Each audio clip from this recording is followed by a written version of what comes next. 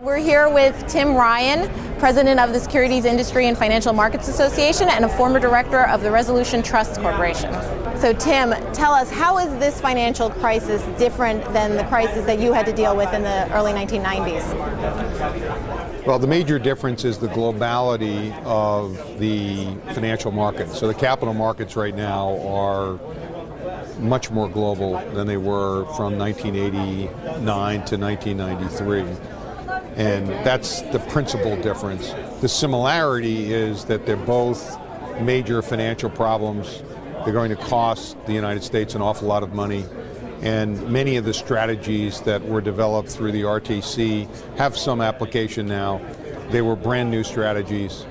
Today they're also coming up with brand new strategies. We're going to have to see how they work. My hope is that they work and that they work quickly. And what do you think of the government's response, and do you think it is enough? I think the government response has been actually heroic. It's been timely. They have moved on many, many different fronts simultaneously, and I think they've done an excellent job. The key issue now is they have a plan in place, so the toolkit is finished. All they need to do now is to execute. One of the key concerns about the plan is, does it do enough for homeowners? The root of this problem is a housing crisis, and there's some concerns that it's not doing enough to stem the foreclosures, stem the fall in home values. You know, what do you think should be done for that respect? Housing is the root of the financial crisis. There's no doubt about that. And at least people in this industry are very focused and very sympathetic to people who have found themselves in homes where they now face with foreclosure. So we're working very, very, I would say, comprehensively and in depth on trying to address that issue for them, as is the government. And we all know that we can't let that really fester.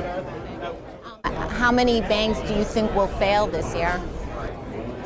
No one really knows. I can tell you that there will be significantly fewer that will fail this time than in '89 through '93, because we closed 700 institutions in 3 years. And why fewer this time? I don't think the problems in the financial institutions are as great as they were in the '89 to '93. What do you think Wall Street will look like in 5 years? There's already been huge changes in 5 months or 8 months. Yeah, this is an industry, the securities industry and the financial markets industry, that's very adept to change. So we'll probably see more consolidation, but I think we'll then also see new firms start, and you have no idea really who will be in 5 years the leaders, quite frankly.